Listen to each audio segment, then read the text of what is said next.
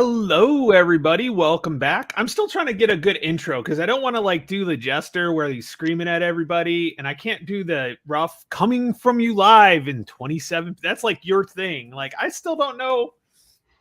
Welcome to Tony's Board Life. I, of course, am Tony, and today we have Ruff and a special guest, Mitch. Mitchell Land. How's it going, Mitch? It's going well. Thanks for asking, Tony. You could always ask them if they're bored. I could. Hey, are you bored today? Gotcha. See, yeah, I'm a little slow today. I just spent 3 hours at the car dealership or the repair shop getting new tires on my vehicle. So I'm kind of brain dead right now. And no good cell signal either. So anytime I was watching something, it would come in and out, and I was getting frustrated. And you're probably broke, too, after putting new tires on. Yeah, that too. Forget the games. I forget buying any games anytime any soon. Right. Ruff, you're muted again. I mute because I watch the YouTube channel as well to get what's going on. Oh, make sure that you don't get all the info when you're not hosting it, and I have to do it because the sound comes in. I have to wait and mute that. You see, and if it, that's why I mute that. So anyway, and that's why I forget because I'm a idiot. But I'm talking about your tires. I didn't realize how much they cost. I have a larger vehicle, so they cost a little bit larger. So I have an SUV. So you guys over there, you guys have small cars, so they're small tires. So small tires equals small price. So at least it wasn't like the F-150. Yeah. yeah. At least it wasn't the price of the F-150 tires that I saw the guy was getting. Those were not cheap. So I have a truck. I'm dreading having to replace the tires. So. Yeah. Well, I think I got 90,000 miles out of these last 55,000 mile tires. So I feel pretty good. So that is good. Yeah. So I'm not too upset about it. Yeah. And I planned it, so I kind of knew when to budget the money for it. But there you go. Edward's got your intro there, Tony. Oh, is anyone bored out there? Hey, that's a good one. Yeah, see, I'm just not creative like that. So, but that's pretty good. So, but no, everything's going good. I'm finishing up my last bit of class for this class, and now I get to go on to something where I won't be able to talk about it on the show unless for some reason we're talking about witchcraft or magic in the Middle Ages. So what's all this for? What's you bringing up Lucius for in one of your videos? Stoicism is a bit heavy. Yes, I did a little philosophy this week. Yeah, Lucius. Oh, Lucius. No, it was Seneca. Yeah, Lucius something Seneca. His name. Oh yeah, Seneca. Yeah.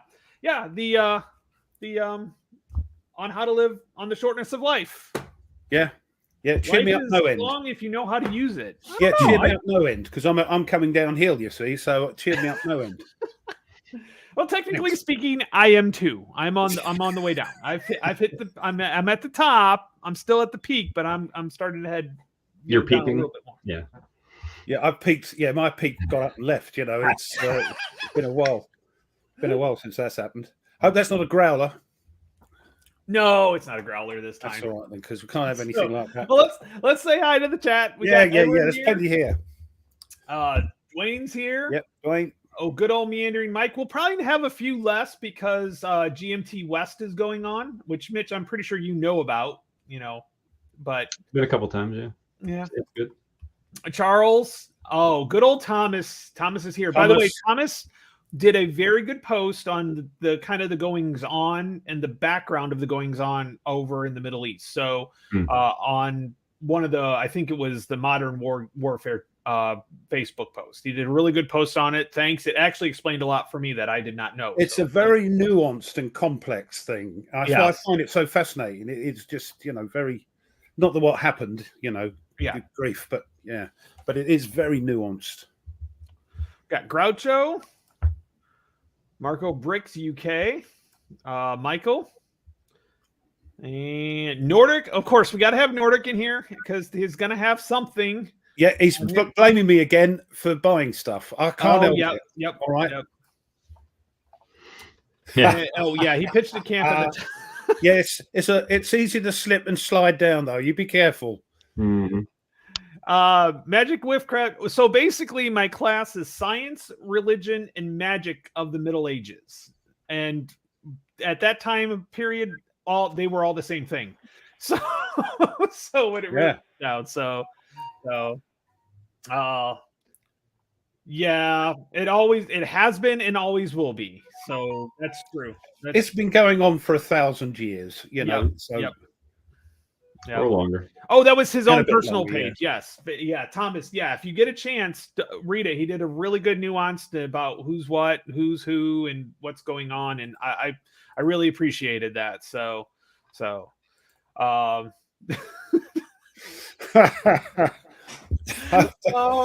geez. Oh, he's at it again. So yeah, he's at it again. He's got the because I've cost him money. That's what it is. Yeah, we keep doing that. We keep costing money. So yeah, I think one was Africa and one was the one we're playing. So, yes, the British way. Yes, yes. Again, very weird that playing that at the moment. So, yeah, I was wondering, but that's a totally different situation. It's a totally different. It's the Jewish side of it, sort of thing, isn't it? So so it was a different. It's a different situation for that. So it's interesting because the Valley of Tears came out, which is the modern BCS version of the Yom Kippur War. Yeah, which I thought that was kind of eerie that came out. I mean, but it's a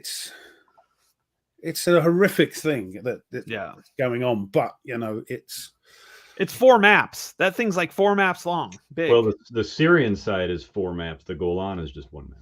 Oh, okay. So there is some smaller. And you can play them separately or together.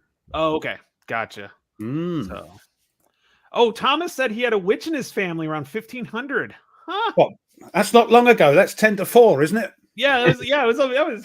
Yeah, crikey, did you? That was like 20 minutes ago. Yeah, good grief. So. His neighbor cow died of natural causes. Oh yes, always gotta love that. Which yes. I always think of Monty Python's when I see this. So I'm gonna have to be careful. Luckily, it's all online, so I won't be able to do the Monty Python quotes without typing them, and I really don't want to type them. So if she weighs the same as a duck, she floats. Yeah. Yes. Nordic got his battles, Great Battles of Alexander. Oh, that's right. He brought Great Battles of History as well. Yeah, treating himself. Yeah. Yep. So that's a good series. That's a good box too. And what you get for it. A lot in the box. Yes. I mean, I really appreciate GMT doing these large box, the deluxe editions for a good price. I'm assuming that because they're able to put it all together, it's pretty. It's there is a little bit of money on the publication because it's not like here's a box for this one, here's a box for this one. If you can throw it all in one box. Just tweak the maps if you need to, tweak the counters, tweak the rules. It's all virtually done, isn't it? So they've got their money out of it as well, haven't they? So it's another bite of the cherries. Great idea. Yeah. I'm waiting for another deluxe edition that's coming out soon that I'm looking forward to. Release the 3rd edition rules, the updated 3rd edition rules today. Fields of Fire, or this week. Along with the Vietnam playbook and stuff. Yeah. I like the new playbooks. I do. They're a lot more self-explanatory. They help out a lot. To read. What? A lot easier to read. Yes. Mind you, the rule book is what, 99 pages? 96. 96, right. Yes. It's a lot of rules. It's even bigger than the original ones, which was 60 odd, I think. But there's a lot of their time to explain it a lot more in depth, right? I'm looking forward to the tutorial scenarios that they're putting up, the playbook, and I'll tell you what, Andrew Steed and who's the other guy that runs that? God, what's his name? They're on the Facebook. They run the Facebook HQ and they're developing it. Great guys. If you have a question, go to that Facebook page and put it out there. They'll be right there with you and answering the questions for you, and they'll help you out because they're the ones that actually redid the rules and everything like that. Kind of took it from what it is to what they want it to be. So they're doing a pretty good job with that. So well, I suppose they took the problems they had with the rules, understanding in the early days, and just thought everybody, do you remember we were getting stuck on this bit, or I didn't understand this bit, so they've rewritten it. Great. Yeah, very, very happy to get feedback. Yes, that's which is pretty awesome. Right. One thing I will say is I was reading the rules, just like kind of glancing over them, and they literally said this is a complex game. If you forget a rule or can't find it, just pull a card, a yes or no card, and figure it out. Like that was literally written in the rules in red. And I'm like, okay, I know some people are going to have a problem with that. That was actually Ben Hull's original advice: is if you can't figure something out or something's not making sense, it's a solitary game. Nobody's watching. Either make a decision or let the card make the decision for you. Or unless, of course, you're videoing it, and then you get a ton of abuse. So it's there is that. We're glutton for punishment on that one. I'm still well. What's interesting is people are starting to watch my the video I did for Korea for that first scenario. I think as it gets nearer and nearer, Tony, they'll be watching more. Yeah. Oh man, who is it? Colin Parsons. Yes. So Andrew Stead or Steed. And Colin Parsons, and they'll respond as quick as they can on the Facebook. It's really, really good. So that's good. Yeah. Oh, Stuka's in the house too. So Stuka. So what we're talking about, just to kind of get you an idea, and it's one of those things that I wanted to have Mitch on for this because he's recently done something that we're talking about. Yep. Yeah. And I know it's always like, oh, what somewhere over there it is. Yeah. Is tournament scenarios or maybe even just smaller, more balanced scenarios. Well, this is what I want to find out about because I don't know much about what you call tournament games. So I'm going to sit back and enjoy it and learn a bit today. Yeah. And I hope a few in the chat will as well. So I mean, it's fun to play the big games, and I really enjoyed playing The Greatest Day. Mitch, we played that. It was like 7 of us or a large number of us playing that because there was enough and it was fun. But what if you wanted to maybe play something smaller? 4 days. 4 days, yeah. And that wasn't even the full campaign. That was like a day. 1 day. Yes. Right. Yeah. 4 days to play 1 day. Yep. And we played before too to get it up to that point with a lot of the landings and stuff. Right. But what if you wanted to play something balanced, maybe? More competitive, because a lot of these games are not balanced for they more focus on historical ideas, and they adjust the rules or the victory conditions to maybe if you're done better historically, but you're still going to lose.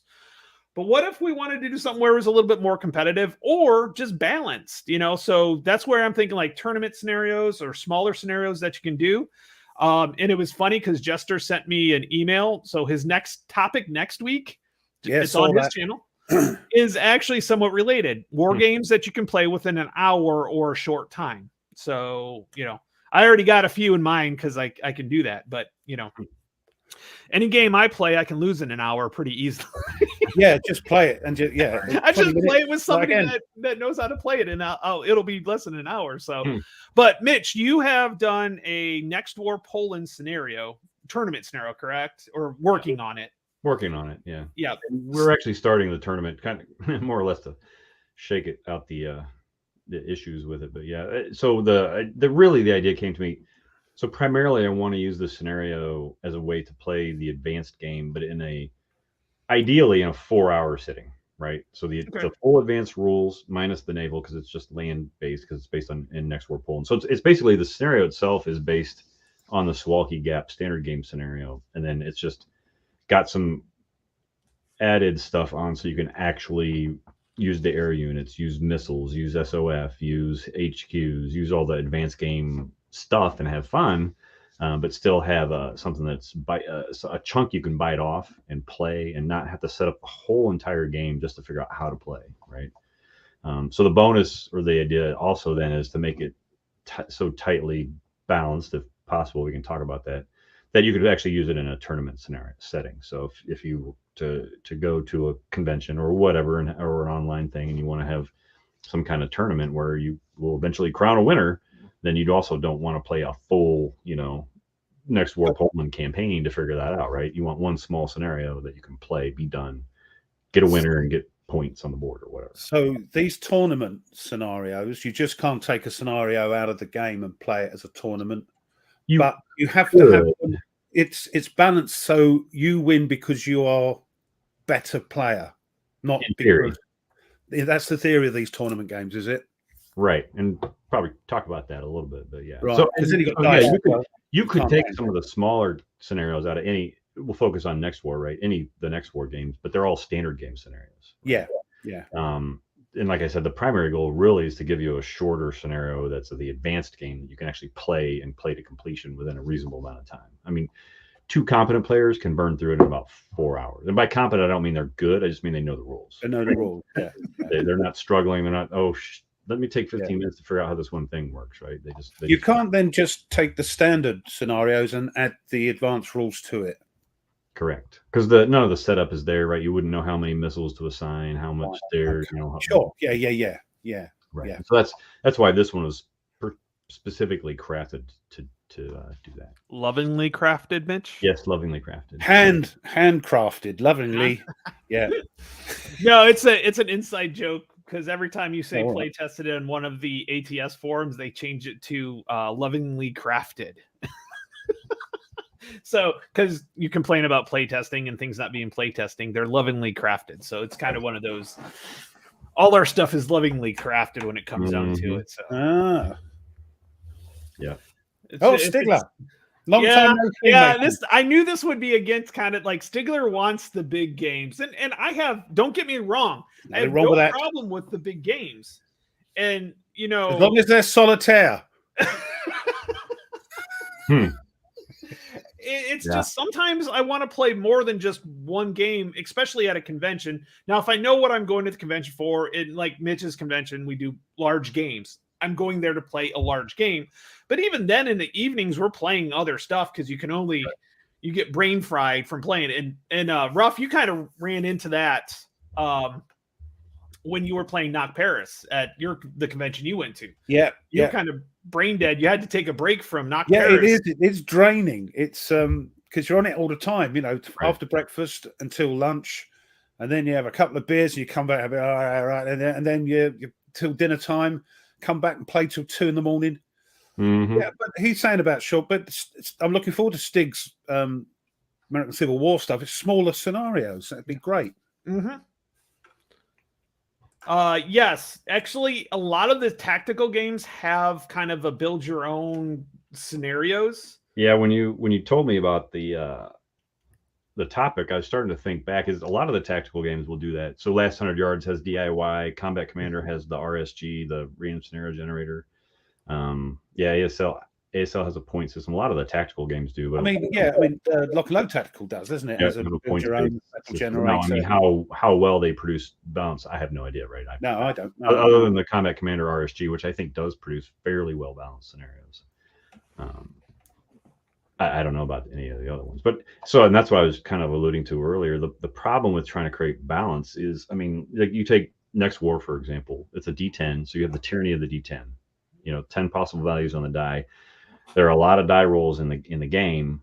Some of them can be critical, and if you have a series of bad critical die rolls, then how do you account for that when you're trying to balance a scenario, right? So it's probably not truly possible. I mean, the only way you can really do it is get a lot of plays in and figure out which side is maybe favored, and then you introduce a bidding mechanism, right? So that you're giving up VP to play the favored side.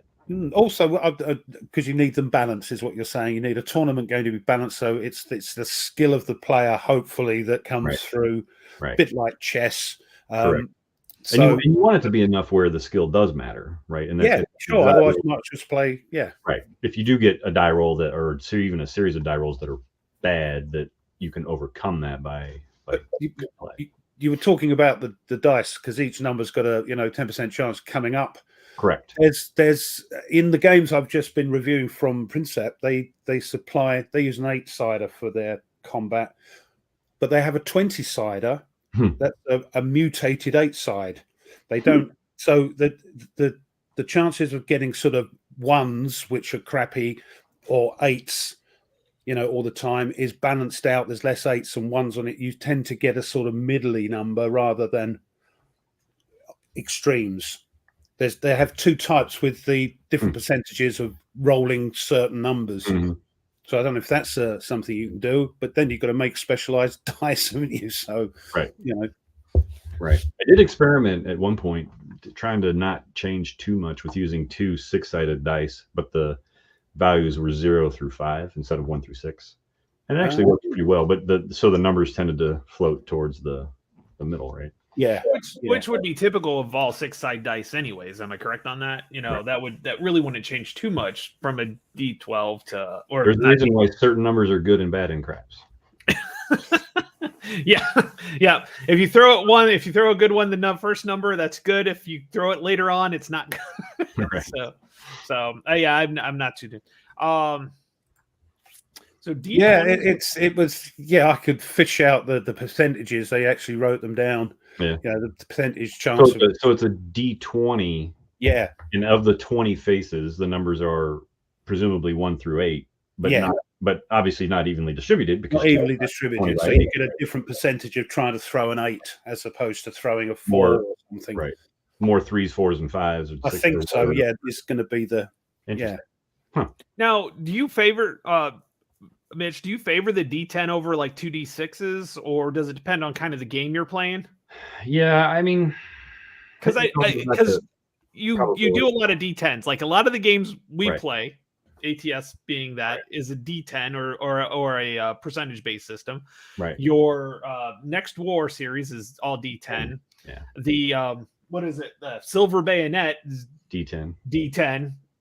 So I'm seeing a pattern. Mm-hmm. I don't know that I think about it overly much. I mean, Crisis Korea was a D10, so that just flowed naturally into the Next War system, and then so Silver Bayonet was originally a D10 as well. It's weird. It's weird. So I think games that are heavily DRM dependent work better with D10s. Okay. Because you move up and down that scale a little bit more, right? 2D6. Obviously, as we discussed, that tends to roll. I mean, there's a probability curve for 2D6. Yeah. Probability curve for D10 is right. Yeah. However you want to draw it, but yeah. You have the equal chance of rolling every number. D12 or 2D6 is different, and that's so games that use a 2D6 use a different kind of, or should use a different kind of resolution. So CRT should be predicated on the fact that you're going to roll. It should follow that curve, right? It should account for the fact that you're going to roll somewhere in that bell curve, and then shift from there. However you're going to do it, right? It's interesting because I was just looking. The 6th Fleet uses D6s, but the next one out in the series, the 2nd Fleet uses D10. So they've obviously thought, "Hello, hold on a minute," So interesting. It's interesting. Yeah, and I think the first one, because a lot of the original games were D6 based, right? Yeah. And that was primarily because they didn't, I guess, realize they could get anything other than Dungeons and Dragons wasn't around then, you see. So, so but and that's where it gets interesting. At some point, somewhere I had heard that the D66 system was created because they didn't realize they could get D10s, but they didn't want to roll 1D6, so they created a D66 to simulate or emulate a D100, not realizing they could have just done D100 if they had found D10s. So I don't know if that's true or not, or if that's urban legend, but it makes sense. But I like the D10 system because it's generally pretty solid. There's like you said, there's not a bell curve. You're not like, okay, you can't really do the odds of what you're going to roll. Hey, I can take this shot. I'm going to roll a 7 with 2D6, but with a D10, you can't do that. That's not one. But I like rolling 2 dice. That's my problem. I like to roll 2 dice. Yeah, I mean, rolling 1D6 in a game, and there are games that use a D6. Mm-hmm. I always think there's not a lot of options here. It's more is better. So D10 is better, but you're quite right. Rolling two dice, feels better. Much more. Well, what you really need to do is roll 3 dice, the 2 dice that you want to roll, and then a 3rd die that tells you which die to pick as the actual roll. Then you can roll a bunch of dice. Oh, that's not a bad. I was wondering if there was something. It increases the game time by 4 hours, but that's fine. It's So I'm with Meandering Mike. I also like the 2D10 distribution as opposed to 2D6 distribution. It is much cleaner. Yeah, I can send you the spreadsheet where I calculate all the possibilities. But anyway, why does that not surprise me? You've gone through that, Mitch. We hope all game designers would do things like that when they're working out their CRTs and things, and modifiers. We would hope. You should probably know what you're forcing players to deal with, right? Well, yeah, Stigler agrees with you. I mean, Yeah. he likes the D10 or just the a broader D10s. range. So the other thing is when you're looking at effects of dice, if you're rolling a D6, you have 6 effects, unless you're doing something weird, right? D10, now you've got more possibilities, and obviously if you go D100 or something like that, you've got even more possibilities. But yeah, fighting formations is interesting because you have a large amount of, you're using not just multiple dice, you're using multiple different sided dice depending on right, what you're rolling. Yeah. I thought when I learned that, I thought that was an interesting, based mechanic. on your weapon type or whatever. Yeah. Mm-hmm. So like the I've got a fairly close relationship with the Marines, and their operational war game system, the OWS system, uses a dice promotion system. So a crappy weapon might be a D4 and a really good weapon might be a D20, but then based on the armor of what you're shooting at or whatever, you might degrade from a D20 to a D12 or upgrade from a D6 to a D10 just based on things, and it's actually pretty cool. And then the extra effort of they color coded them, so that orange is always a D8. You don't have to know what a D8 is. I can't remember if that's actually a D8, but you know what I mean. You just have to grab the orange die, right? It's the Marines, so those have got crowns are happy, aren't they? Right. But there's another game that does that, and I think it's a role-playing game that you upgrade your dice. It's Twilight. Yeah, a lot of them do that. Mm-hmm. Which one? Twilight 2000 uses that. Uses upgrade dice. Yep. Yeah, crazy. So when I first saw it, I thought, what a great idea. But there we go. It's been done before. So. I just got a game the other day that I kickstarted, Modern Warfighter or something, and it uses D6s, but they don't have numbers on them. They have symbols. But it's the same thing. It's a color. Your weapon is color coded, and you promote or demote. And obviously, the higher up the color chain you go, the better your chance of hitting or doing whatever it is that you're doing. So, it's an interesting take on it. Yeah, Thomas, of course, Thomas being a designer as well. Yeah. Now, see, Thomas, Mitch has a advantage. Is he doesn't? There's nothing historical. I mean, other than the silver bayonet, he doesn't have historical worries to worry about. This is all future. That game you played, it's history as far as you know. So yes. I'm playing a game now that affects players roll doubles on 2d6. Makes it a bit gamey, doesn't it? Makes it a bit gamey. Another way to get even more out of a double dice roll rate. So yeah. And if it's I always maybe, but yeah. Well, you were talking about the Fleet series, and of course that's being redone by Compass, and I'm hoping I think the original designers involved in that, and I hope they don't I think it's a pure reprint with maybe up to date counters and whatnot. The problem is if they do what they did with his other game, Vietnam, the Korean War. They made the counters bigger, and they made the map bigger, and it's a big 2-mapper anyway, in its original state. So if they do that to the Fleet series, which are 2 mappers, and they go the wrong way as well, or bigger, like 7 Fleet, I think it's 3 maps stacked on top. Yeah, I mean, crikey, I mean, I can't. Yeah, I love the thing, but 2. 3rd Fleet had the bunch of singles. 2nd Fleet was 2. Yeah. My preference would be that they pick one of the years, like 1987, right? Whatever. Bring all the games up to that level of this is what this ship was, this is what this ship was, this is what this ship was. Settle on a rule set, because all the rule sets are slightly different. Yeah, you can combine them, but there's fan base stuff going on there as well. One and then make all of them match. The hardest one to do would be 6th Fleet, because it's like you said, Ruff. It was D6 originally, and it was really, really, really old. So. Yeah, I enjoy it though. Oh yeah, it's a fun. It's a brutal game because you're in the med, right? You got nowhere. So nowhere to run, nowhere to hide. Yeah, it's.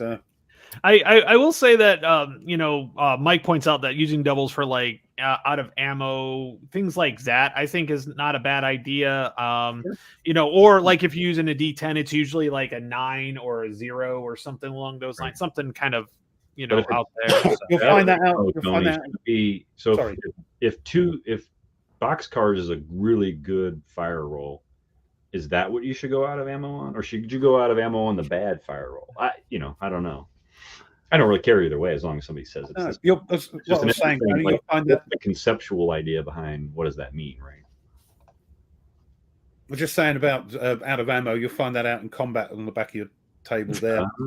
When you throw a certain number, when you're attacking, out of ammo, Yeah, it's interesting because I'm like, okay, like I just threw some counters on just to see how it would work. I'm not a big fan of the line of sight so far, but I think that's just something I need to get used to on that one. But I don't know what game I'm happy with. Nobody likes line of sight rules. No, everybody's got their own rules. I mean, crikey, It's like I've yet to find a game where I actually like the line of sight. It's like, okay, right. And it's like for buildings. Are you inside or are you outside the building? Most of the time, most tactical games, right. If you're in that hex, you're inside the building. But what if I'm on the other side of the building, outside where you can't see me? You know, it's like, so and then again, that gets like, well, so that's ASL-ish like type of thing. The Grand Tactical series, Tony, the one we were playing. Yeah. It's based on the center dot, and that's it, right? Well, but it didn't actually intersect with it doesn't matter that it didn't actually hit the terrain. The dot is green, it's woods, it blocks line of sight. Sorry, deal with it. Right? That's actually good or bad or indifferent, at least it solves it's clear. Yeah, that's what I liked about that. It was clear. There's some that say, 25% of the hex has got the thing, you're thinking, what? Get it. Or what I'm going to do is issue everybody with those X-ray specs that used to get in the Sunday papers, and there's no problem then. Remember those adverts when you were kids, the X-ray specs and all that? Oh, yeah. Well, I'm not that old, but I've seen them. So Snake Eyes, better known as the killer. Yeah. Jam, going to spin and tank. Yeah, that sounds about right when I play games, especially solitaire games. I always kind of have fun with that. So, do you know what I saw? I know it's a bit silly. It was a naughty dice chair. That if this dice isn't behaving, you put it on this chair and stick a dunce's hat on it, and it's out. Time out for you, mate. Okay. Speaking of that, so Natalie's really big into D&D now. Matter of fact, every Monday after school, she plays for like 2 hours. At school, it's an after-school club, and so she's actually become a dice whore in the fact that every time we go to the game store, she buys at least 1 or 2 sets of polyhedral dice, so she's got more dice than I even have, which is amazing. Especially if you count all the dice that come with my games, I think she's still got more than I do. With all the dice that come out of the game and get lost or whatever. Like I have my dice bucket somewhere, right? Yeah, I've just pulled out drawers. Natalie's like, "Do you have a D6 or a D10?" I'm like, "Yeah, let me see here." Yeah, hang on a second. Through dice. Right. Yeah. How big do you want it? Yeah, exactly. So she comes down. Oh, she still likes to play me in Combat Command or Commands and Colors. So we're okay. We'll get into that later. But she comes down. She's like, "Dad, do you have a dice jail?" I'm like, "What?" She goes, "Yeah, this dice keeps rolling ones, and I'm not happy, so I want to put it in jail." Yeah, get one of them little chairs then. Stick a dunce hat. It'll soon learn its lesson. Kev Big Board actually did a dice trial on his channel where he actually had, like a half circle of dice and then a bad one in the middle, and then he hit it with a hammer and destroyed it. So I think Gimpy threw his on a fire or something, didn't he? That's going on the fire. You've had enough warnings from me. It's going to burn out. Anyway, I think we've got somebody new in the chat. Patrick, hi, mate. Oh, hey, Patrick. Stigler dice jail. I wish that. Ruff's right there with you. Don't get me started on Vassal dice stick. Jeez. Yeah. So, but no, it's definitely it's interesting that we kind of went on the dice on that, and we can get back to that. But I've always thought I kind of wish we had some smaller scenarios that were not sometimes historically balanced, that were more historically based. And I know I'm speaking like Stigler's like cringing as I'm saying this, because I'm all for the historicity. Trust me, as a history teacher, as a historian, I love the history. But sometimes when you play games, I wouldn't mind having, this is a balanced scenario. Just to play, it's balanced, the way they figured it out. It doesn't have to be historically accurate. You can have two things meeting. Yeah. Yeah. You can have two sides meeting or two regiments or whatever meeting that never met, but they're pretty much so balanced, or they have some balance to it. And I always thought that would be a good idea to have. And that's just because it'd be more fun, because who wants to play the person that's going to get obliterated, and so it kind of goes into that. And then I'm kind of curious about how the balancing on like commands and colors, because that's not a D6. It's a D6, but they're like, they're symbol based. So I wonder, they're six-sided dice. They're not. Yeah, they're six-sided dice. Right. Yes. Yeah. So they're symbol based, and it's like, yeah. So what? Yeah. You can kind of modify it, and still probability though, right? I mean, yeah. Mm-hmm. Well, it depends. I don't know how the symbols are distributed. Yeah, I'd have to look at it again. And then, well, the first bunch came with sticker sided, so you could play around and put different stickers and stuff like that on there. So yeah. Well, it's funny when you asked me about that, Tony. I was trying to think back of all the older AH games and VG games. I don't remember any of them having like quote unquote dedicated tournament scenarios, right? I've seen that more recently in like CDGs. So Wilderness War has one. Here I Stand has a tournament scenario. I think Virgin Queen has a tournament scenario. Now those are longer. Like Wilderness Wars is a very short one. You can actually play that in an evening, I think. But yeah, I've seen it. I think I've seen it crop up more recently. I was trying to think back. I don't remember.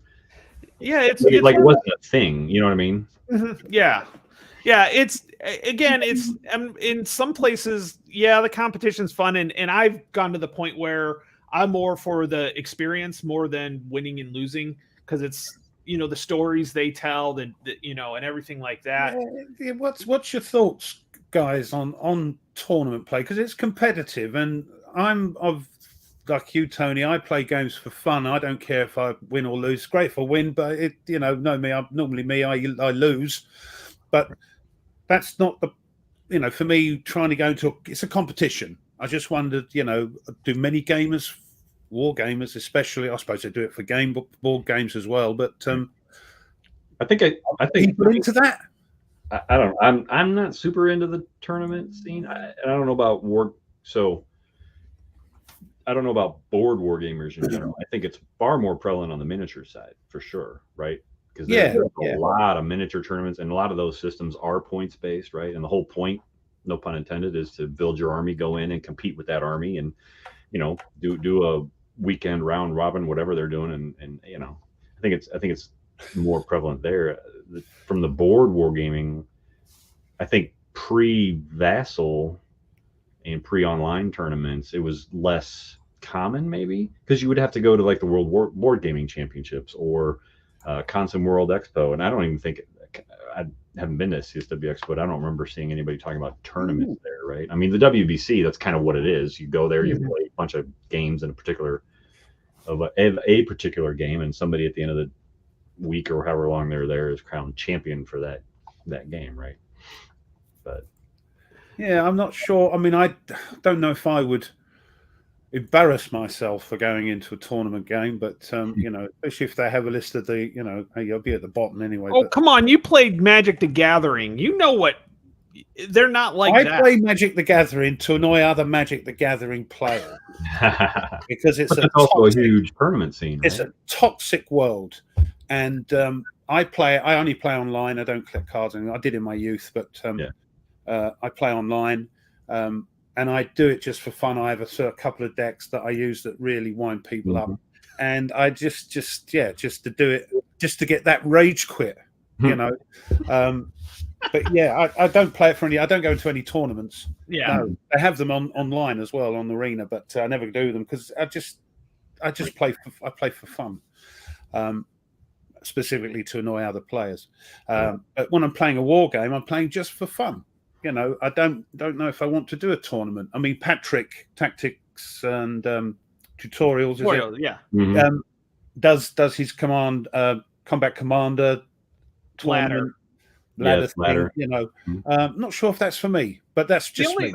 The only thing I would say about like ladders and tournaments is a lot of times it gives you more chances to play, and because you're kind of committing to play, right? So you'll get to play more that way. And everything I've seen from that ladder play has all been good-hearted and not really not serious, but not serious. You know what I'm, like. Well, I mean, nobody's putting money on the line. Nobody's getting any I big prize, I think, out of it. It's more ladder play as opposed to tournament play, right?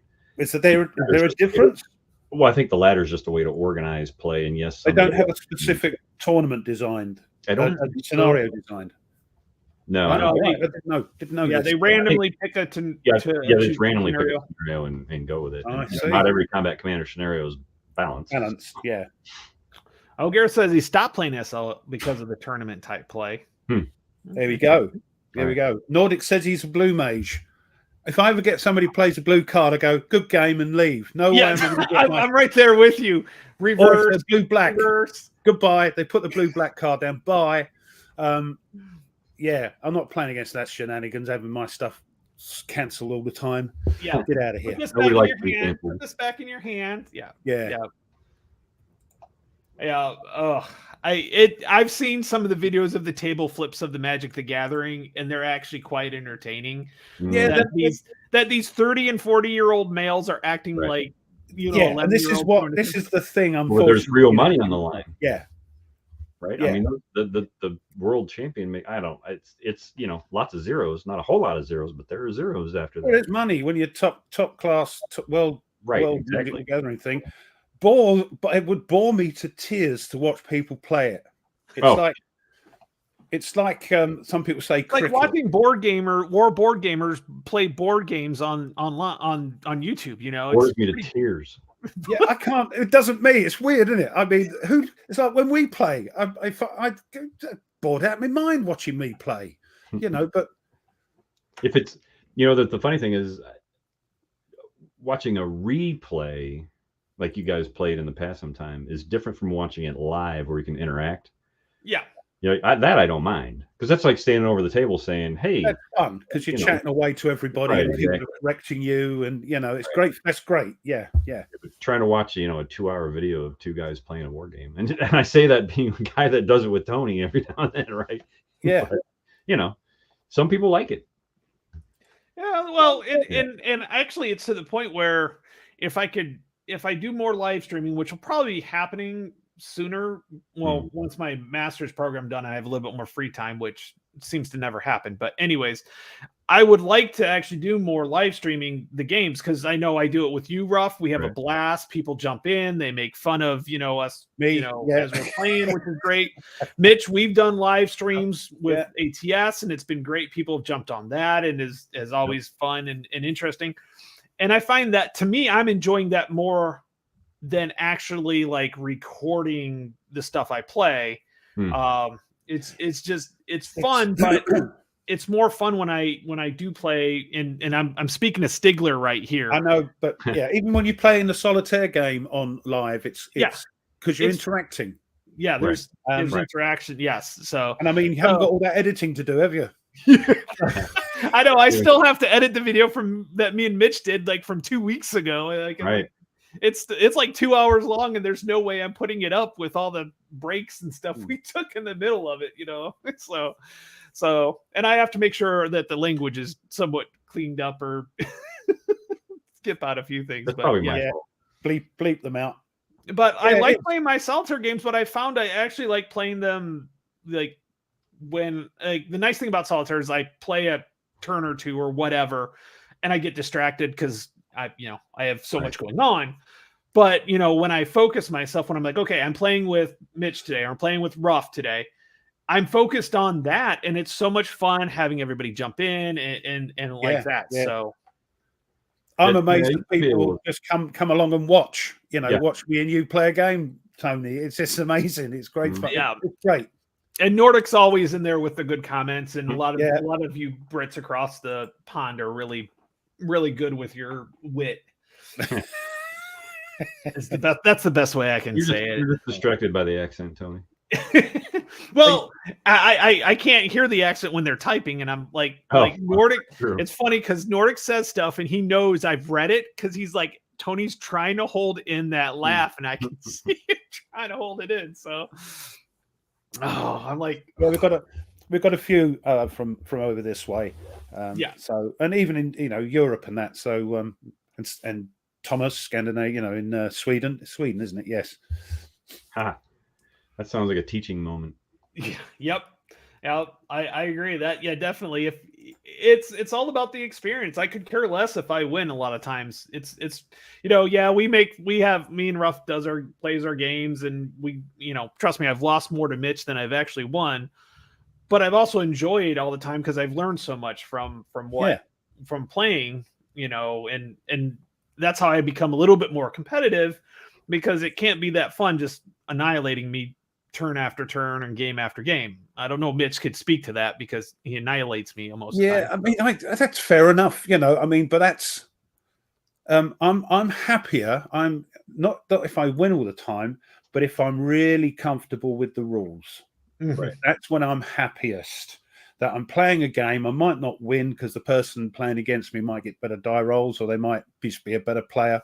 But I'm confident that I know the game. I don't have to keep looking rules up. I'm playing the game and enjoying the game without thinking about how the rules go, because they're automatic. That's my ideal thing, I think. Right. Lucy, I absolutely, and I think it's obviously more fun when you're playing with somebody right, as opposed to some random stranger. Because then there's no, generally speaking, that whole competitiveness goes out, right? You're just playing normally to have fun, right? You happen to have a hyper competitive friend, but whatever. But yeah, you get way, in my personal opinion, you get way more enjoyment out of live play, whether it's live in a living real person in front of you across the table, or on, which is what I can only do. It's do it on that horrible thing called Vassal, and watch out. Yeah, watch everybody in the chat. Stigler's in. He's the punctuation police, so watch out. Yeah, loosing is for arrows. I do like that. Is for arrows, yeah. And please if you're going to use it, use the correct way of your, depending on what you're saying, because he will go your. Yeah, he'd go bonkers if you used the wrong one. And quite right too, though. Quite right too. Seriously, there's a lot of it, especially over your part of the world. Yeah. Well, I always give a lot of room for people whose English is not their native language, because they at least one more language than I do. So yeah, I was about to say Patrick from VUCA, he speaks better English than I do German. So there you go.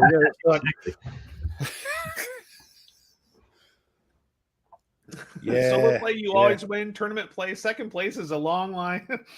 If you're not first, you're last. If you're not first, you've lost. Yes. Or if you're not first, you're a loser. Right. Well, and of course, if you don't know this, but Mitch does have an English degree, so like I've used him to get my essays back up, and now I'm actually pretty good at him because of all the help he's given me, and so I still have A- across the boards now, so I'm kind of okay with that. They're not criticizing my English spelling, and it's funny because I go to these like grammar correctors, and I will use stuff should be able to, and it's like replace it with could. I'm like all about conciseness. Yes. I've noticed that, especially in academic writing, they want you to be concise, and so and I always think it's funny that right. Well, that's because they learn the King's English generally. They learn textbook English. You see, the real sort of textbooks. Janet and John, we used to call it over here, the Janet and John books, which were the reading books for kids. The people who don't, especially you guys over there speak real good American. No, we speak the King's English. Sorry, now. Oh. Yeah, that was dangerous. Careful. Yeah. That's why I did say the King's English. I almost said the Queen's English. I know. I still can't get used to it. Bless her. Yes. My husband and I will have a good bang on fireworks night. Yes, that sort of thing. So. Oh my God. Yeah. Oh yeah. That's actually you skip, don't you? When there's a big block of words in a rule book, you skip. You scan and skip. That then people complain that you didn't explain it well enough because you didn't put enough words in. So Oh dear, oh dear, oh dear. Right. Yes. My pronunciation was off. Sorry. Yeah. American, yeah. It's interesting for sure. But yeah, seriously, with rules, sometimes less is more. Can be. And sometimes you need more. Sometimes less isn't enough, you especially my biggest, I know we're going off subject here, but I mean, my biggest thing with rules is rules written by people that they know the game backwards and assume you do, even though if you know what I mean, they don't know you know it as well as they do, but the way they write, it's assumed that you know what they're talking about. And I've had this conversation with a designer suggesting that they get a developer in to look at the rules, because I were missing things out of his game, and he was emailing me a big long list of things I've missed, and I'm thinking, well, if that's the case, there must be. I read rule books like you do. I read them all the time, yeah.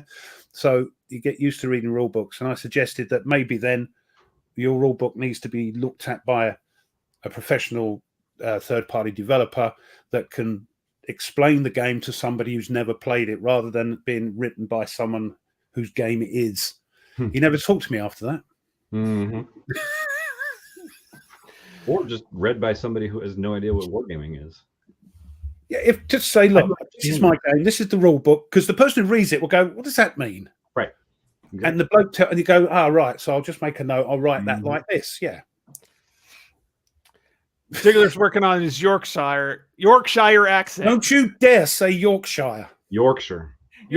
I know. As soon as I said it, I'm like, oh, Ruff's gonna kill me on this one because I know Worcestershire. No, it's not Worcestershire. Worcestershire. It's all that running together, Yeah, go downstairs. Rules are that's a totally different topic altogether. Yeah. I'm sorry, I just went off. No. It's a good point, because I think pictures and rule books are better than more explaining.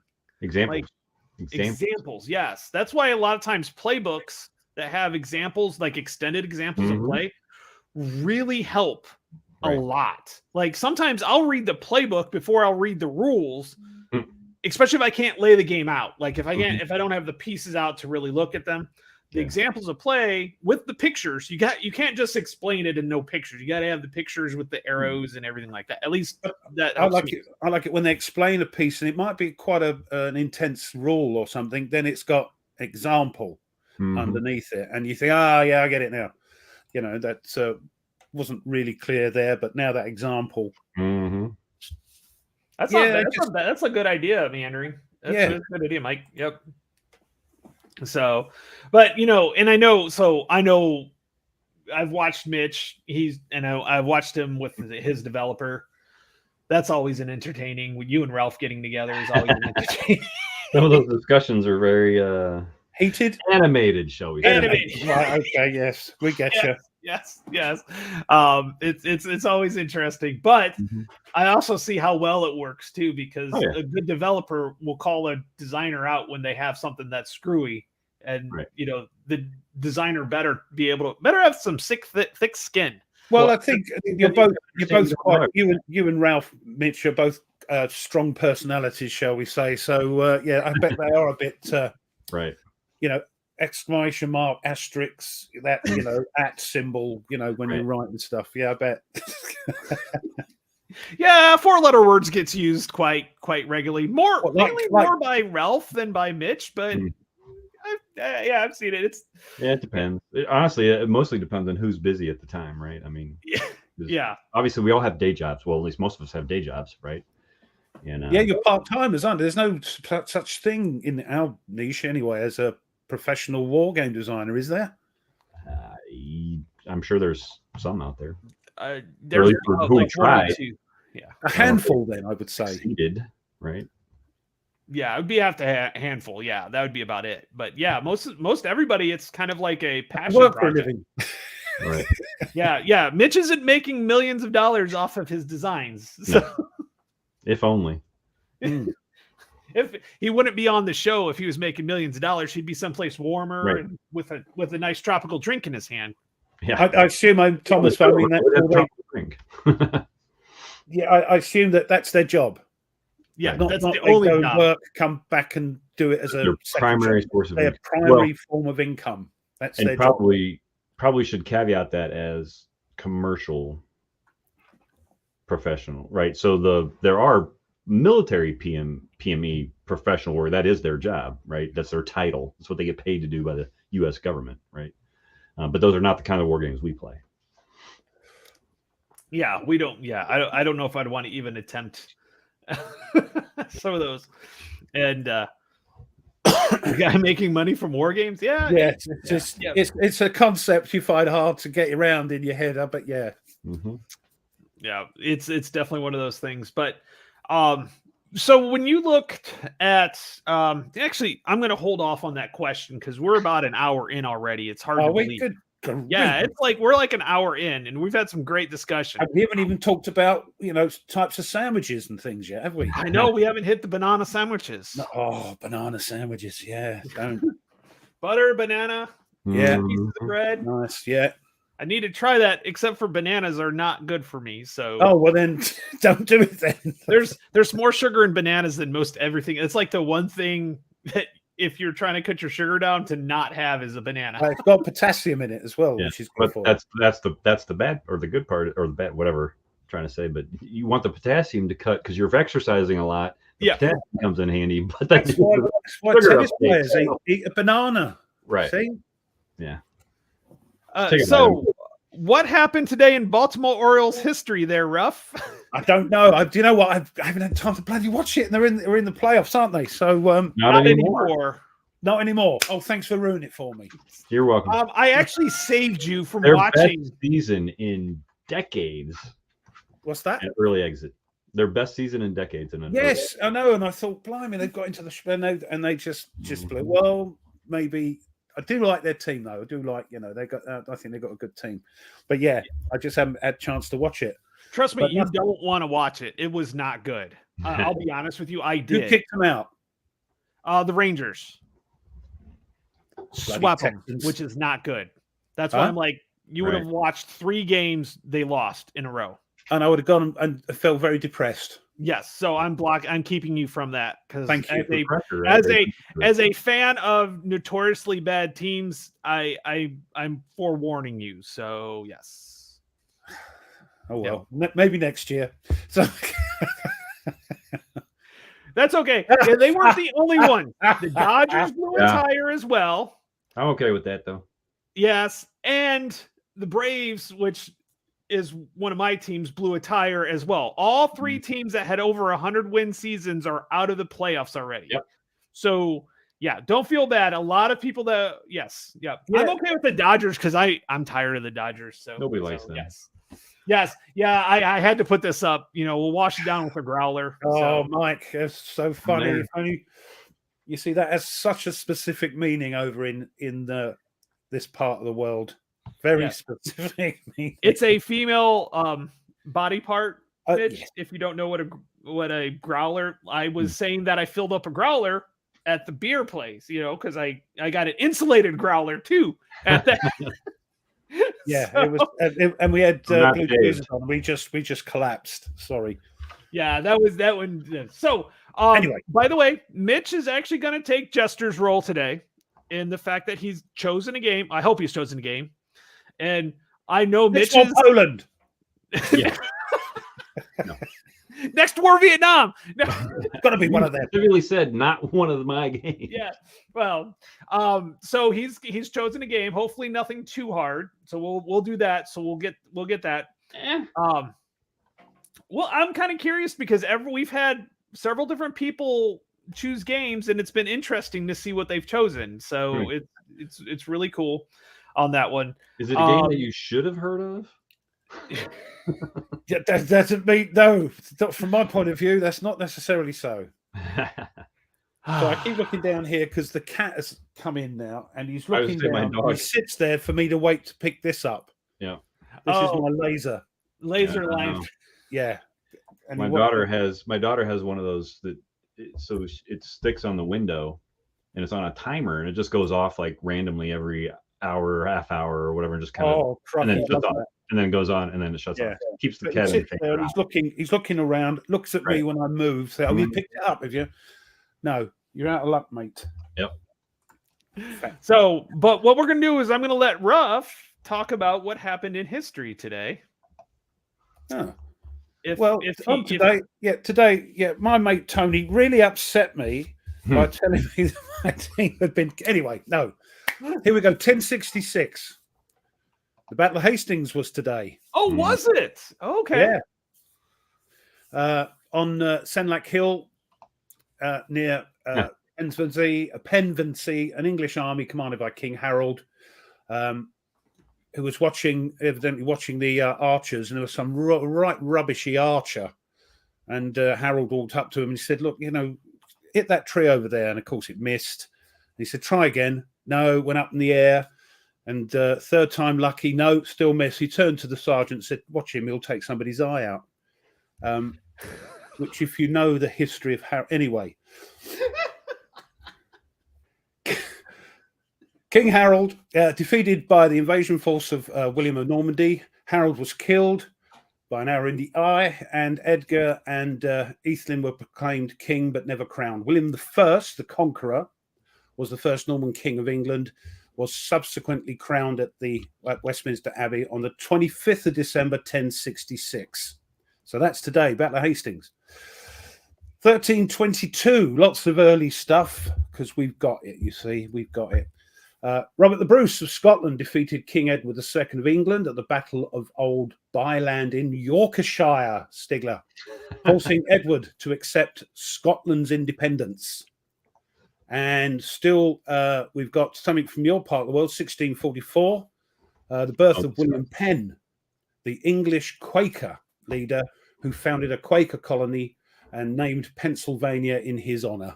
There we go. As I say, it's a funny old surname. It's not Penny or Penny, it's Penn. So he was born today. 1758, the 7 Years' War. Frederick the Great suffered a rare defeat at the Battle of Hochkirch. And that's Yorkshire, yeah. We'll get you there. While I'm up, let me just get up and show you, because I should have had this ready, but 7 Years' War is this... yeah, that's a very fun game. Yeah, it's not a bad game, is it? It's not a bad game. No. So that's to do with that. Playable in an hour, Tony. Yes. Is that what it says on there? No, but it's a quick game. Yeah, it is a very quick game. Once you get into the rule, you move bang between cards and things. So yes, good game. What we got here? 7 Years' War, 1758, 1774, American Revolution. The First Continental Congress denounces the British Parliament's what you called the Intolerable Acts and demands British concessions. The Intolerable Acts, sometimes referred to as the Insufferable Acts. Hark at you! Oh, get me violin out. Or the Coercive Acts, as we called them. We were trying to coerce you. Were a series of 5 punitive laws passed by the British Parliament in 1774 after the Boston Tea Party. The laws aimed to punish Massachusetts colonists for their defiance in the Tea Party protests of the Tea Act, a tax measure enacted by Parliament in May 1773. In Great Britain, these laws were referred to as the Coercive Acts. They were a key development leading to the outbreak of the American Revolutionary War in April 1775. So there we go. 1805, War of the Third Coalition. A French corps defeats an Austrian attempt to escape encirclement at Ulm. And weirdly enough, a year later, exactly on today, War of the Fourth Coalition. Napoleon decisively defeats Prussia at the Battle of Jena Osterstedt, I think.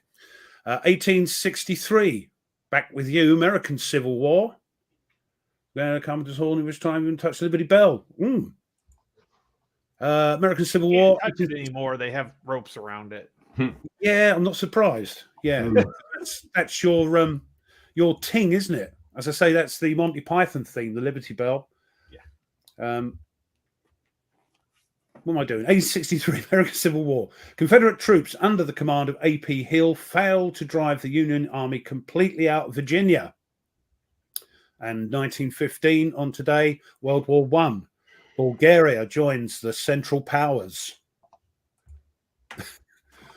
1929, the world's largest airship, the R-101, made its maiden voyage.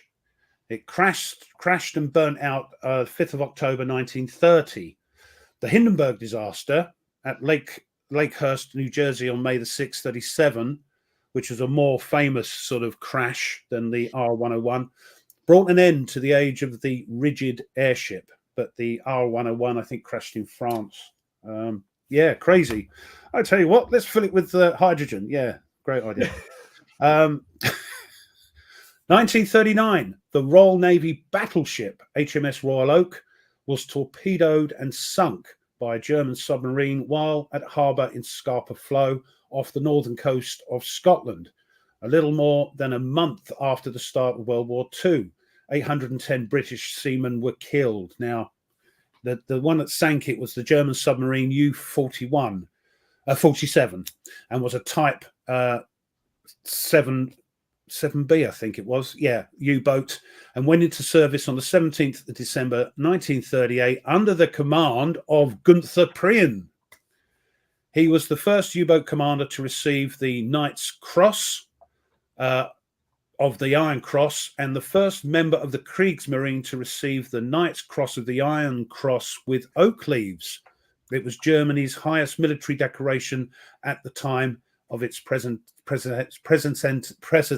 even say it. Presented to Prien, that's what I'm trying to say. It was the highest thing at the time.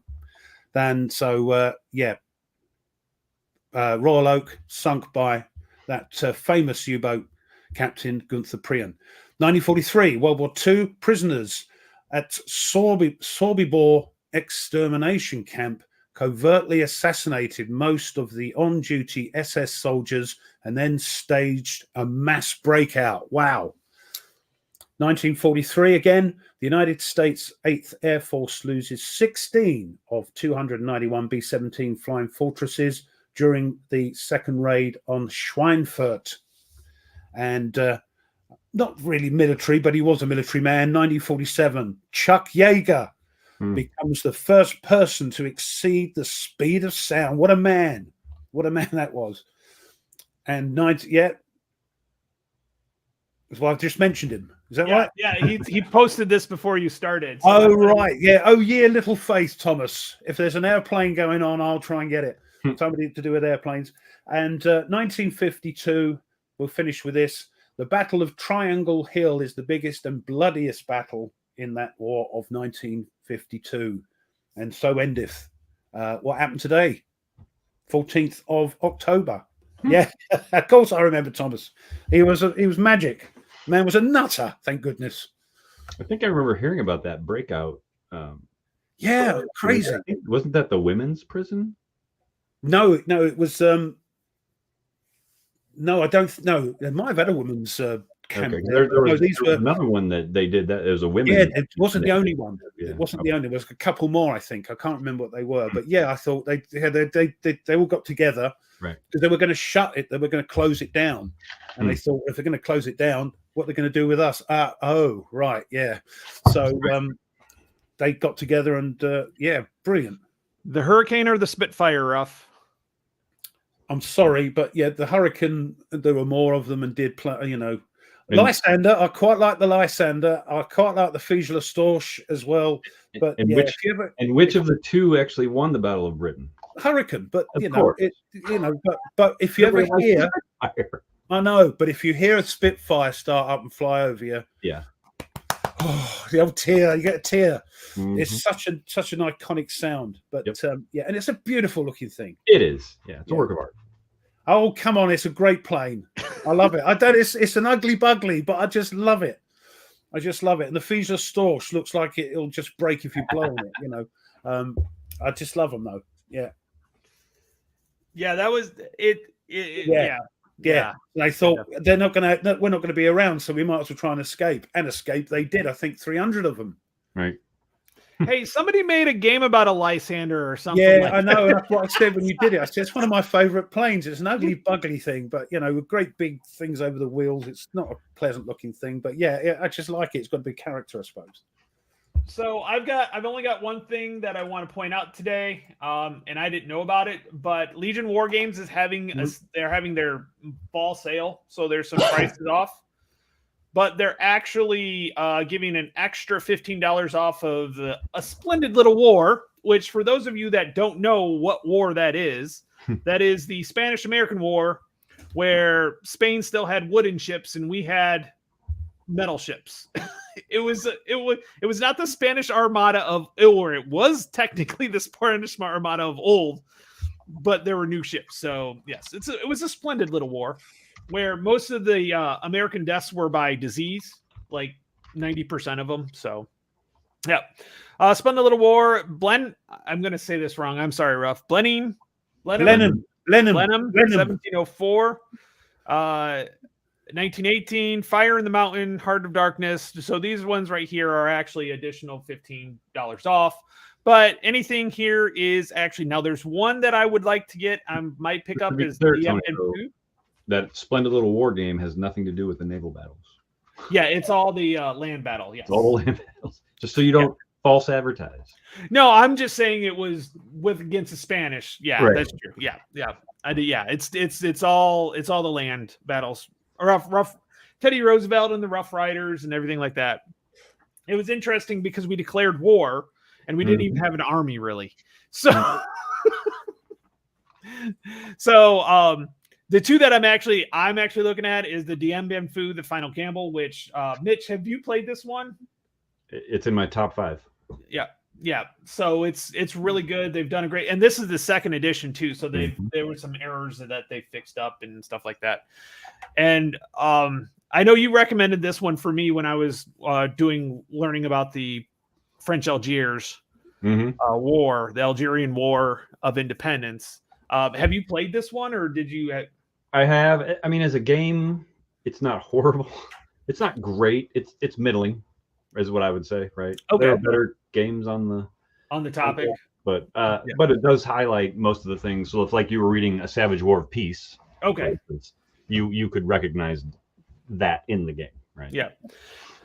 So the whole time period that I was reading was both of these were at kind of roughly the same time, which was the decolonization from Europe. So the Dien Bien Phu was, of course, the Viet Minh versus the French colonists in Vietnam, and not a pretty war was it? Not a pretty conflict. No, they got us involved in it too, which really irritated me. But that's beside the point.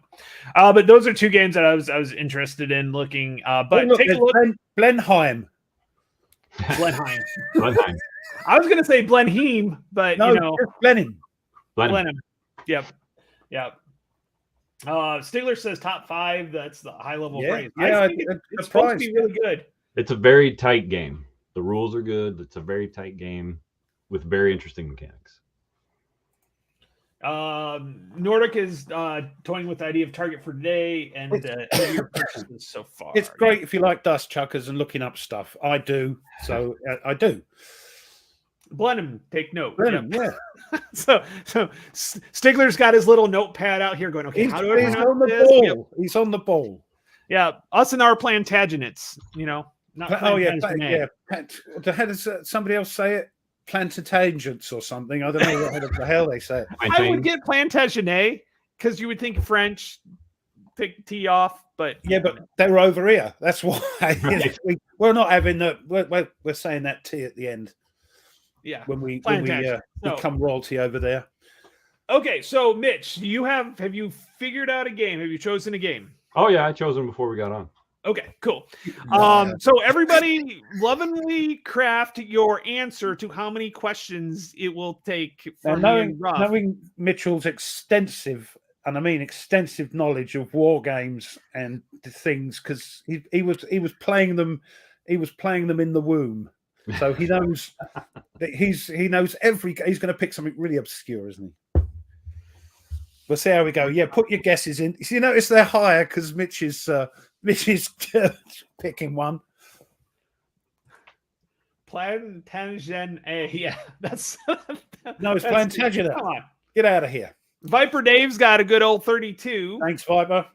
Yeah. Oh, thanks. 33 by Extra Extra Squeaky. Yep. Wow. Latour's got Yeah, 25. that's what they're normally like. Confidence here. No, they're normally like this. Yeah. At least we don't have Berticelli in here saying 42. Yeah. So he usually throws it in the 40s, Meaning of life. Yep. Of course, Speaking he'll be of at the meaning old of life, GMT thing, won't he? So, shortness of life. Well, Mike is probably at the warehouse. yeah, Yes, he's at he is. I GMT actually thing. literally Right. he texted me knowing I was on our show. He texted me pictures. It's gonna be hard to see, but it's all of the Oh, nice. I like yeah. it. Plum Island. Yeah. Yep. Plum Island right. or yep. So yep. Okay, let's see. We got everybody in here, so you can always add it. So Ruff, I'm going to let you, because I don't want to make a fool of myself, ask the first question. So I'm going to let you do that. Is it before 1939? Yes. Set. Yes. Right. Okay, so it's before 1930. Okay, so it's pre. Now you already threw me off, Mitch. I know that's not. See? I thought I'd go to my wheelhouse. Next not wartime. the Oh no, it's I can't know be, can of, it? you No. know. No. Well, we had Mo on, and I thought he was going to do the NATO game from Compass because that that's his hot Cold War gone hot was kind of his topic. It's so. his ting, isn't it? Yeah. Yep. So they had time before. Yeah. There's no other games except World War II games. That's Get out not of true here. because there was the American Civil War. So yes, they had time before. Okay. Is it post 1900? No. No. Okay. What would you say? Post 1900. So it's pre 1900. Pre 1900. God, this is where it starts to get a little bit foggy for me. Thanks, Mitch. You're welcome. In my history, Depends if it's English Civil War. You're probably okay. yeah. Is it pre 17th century? Yes. Or we're going right back?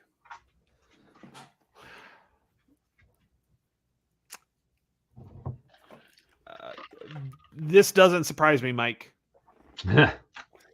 There's another one.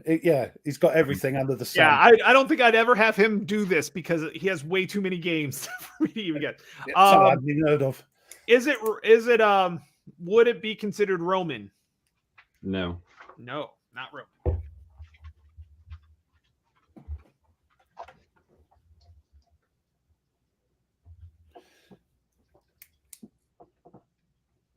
He looks around.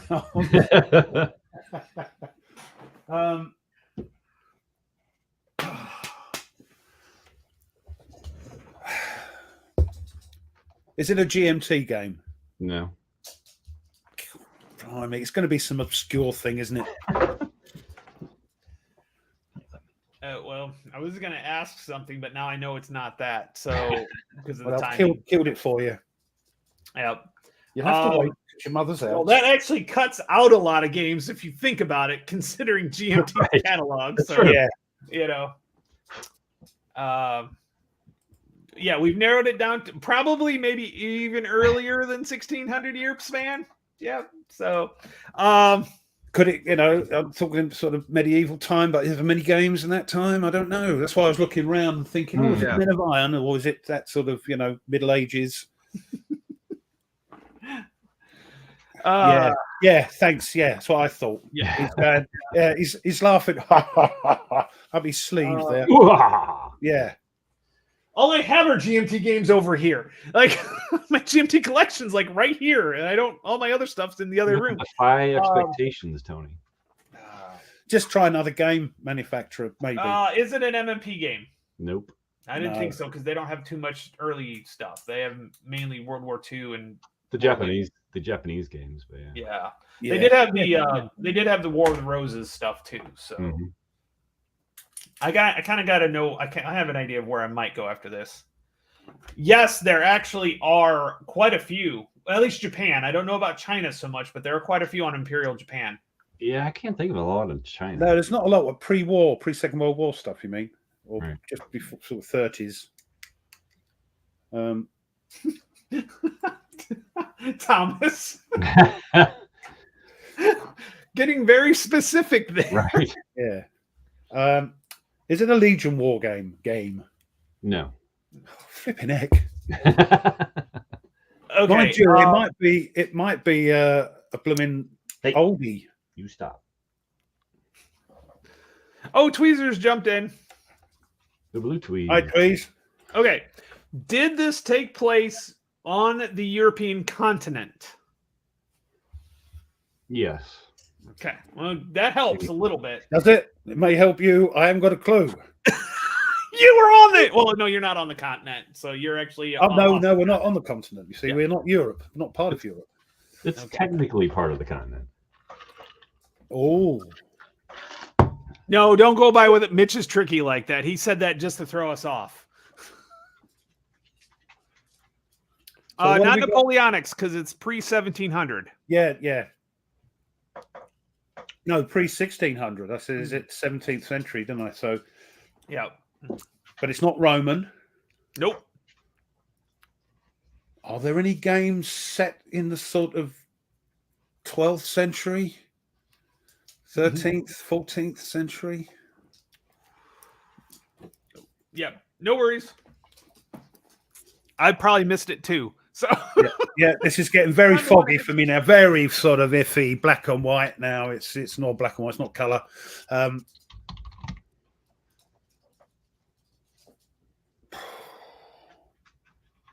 don't know. What have we got? What have we got in that era? Set in the Europe, on the continent, roughly speaking, of Europe. That could be right down to the Mediterranean, I suppose. And there aren't too many naval games about ancient. There's a couple, but the only one I can think of is a GMT game, which he said is not GMT. So how many questions are you up to now? I don't know. I've given up. Somebody's keeping track. 9. I've got it. He's keeping track. Yeah.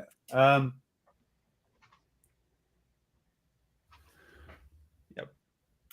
There weren't many naval war things, if I say it's a naval war thing, in the sort of Atlantic. So, apart from, but it could be the Mediterranean.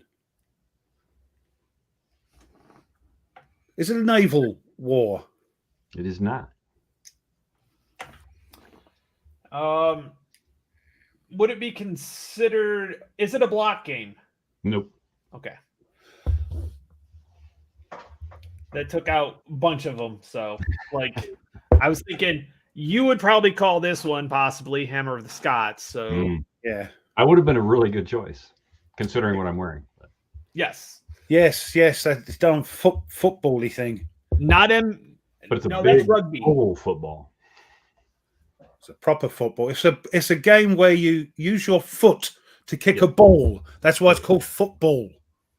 Not your one where you can pick it up. No, that's the rugby shirt. The rugby. Oh, is that rugby? The other football. So I don't like that either. Oh. There we go. Not MMP, by the way. No, it's not MMP.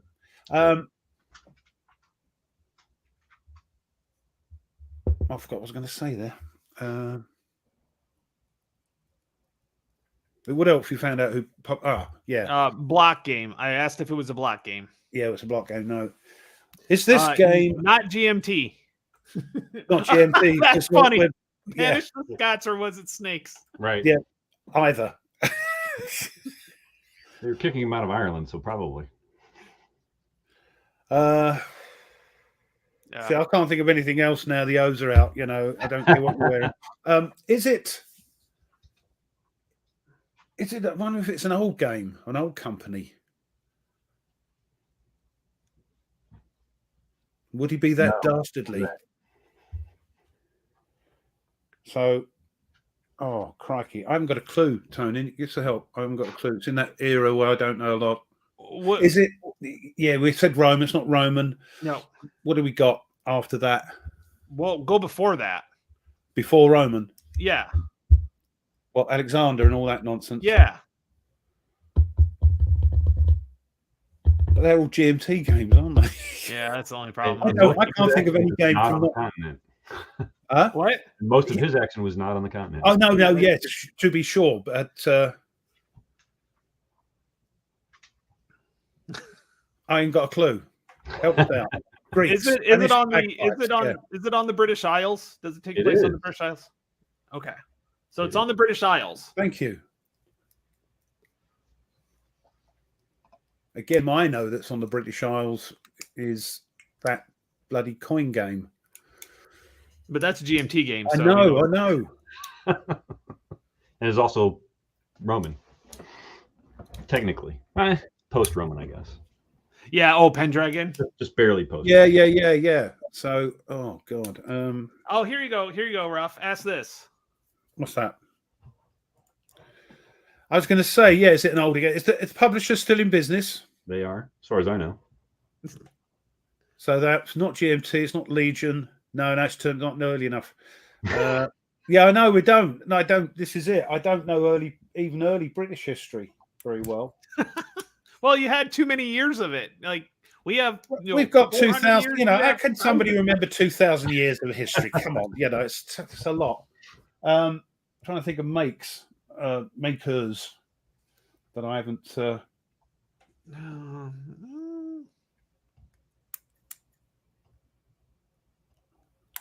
See, I'm very limited as well. I've got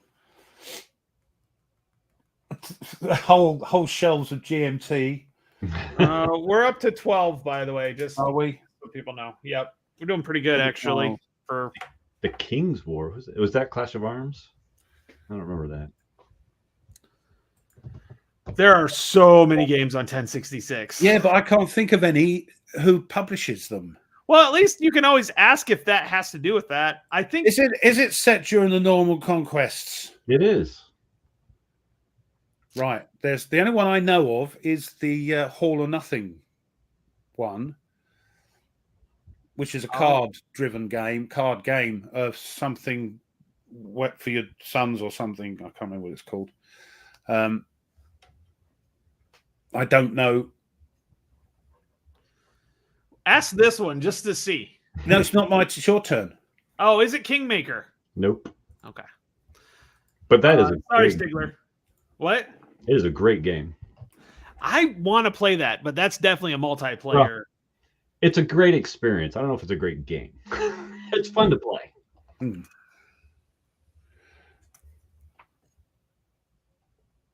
Did Worthington do any? Somebody said Worthington. I don't know. Fire.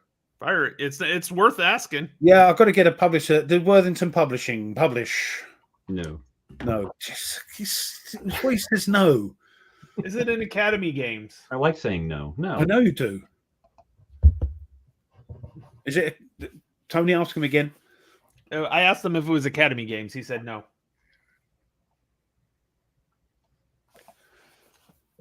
This is okay. We've got it narrowed down at least to the area. Yeah, he would go obscure. It's just he's a git. What's he doing? Norman Conquest. You have the time frame. Yeah, but I don't know who's done it. Yeah, Tears to the Many Mothers. Yeah, that was the one. Is it? Well, how can I say? That's the only one I can think of. Now I've got to say it anyways. I don't. Is it Tears to Many Mothers? No. Is that a Hollandspiel game? No, that's a All or Nothing game that make board games normally. I'm trying to think. What have I got? That's that's what do you call it? Shadows of Killforth and all that. Yep. I just don't. The only thing I can think of was that Viking game from Hollandspiel. That's not 1066 though, is it? No, it's Norman Conquest. Is it a Hollandspieler game? Nope. No, there wasn't a question. I was asking my teammate. Come on. Yeah, that's a freebie then. That's a freebie. Is it by Turning Point Simulations? No. Okay. They have a 1066 Hastings game. I don't know of any more. I have it. It's actually kind of nice. It travels very well.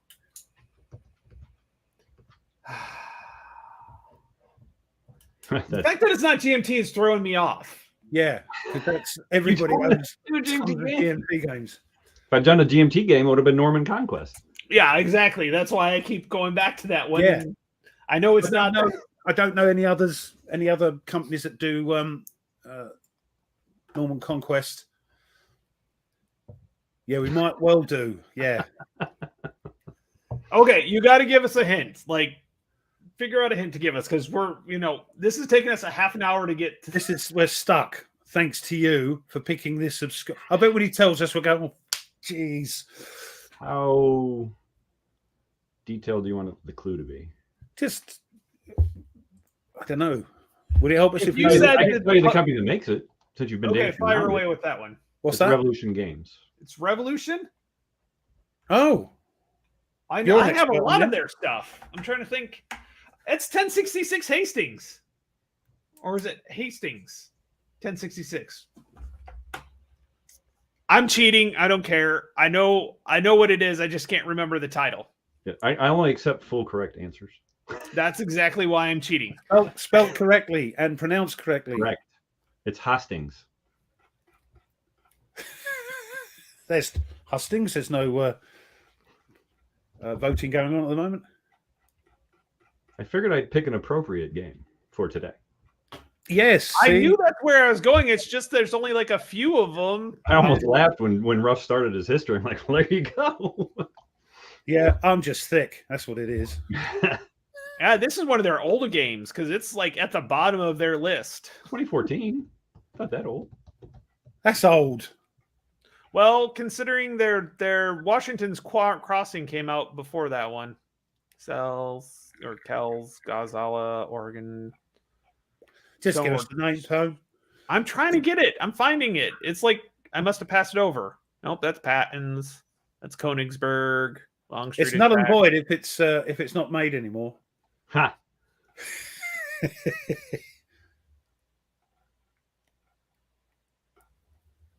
Is it called Hastings? What the heck?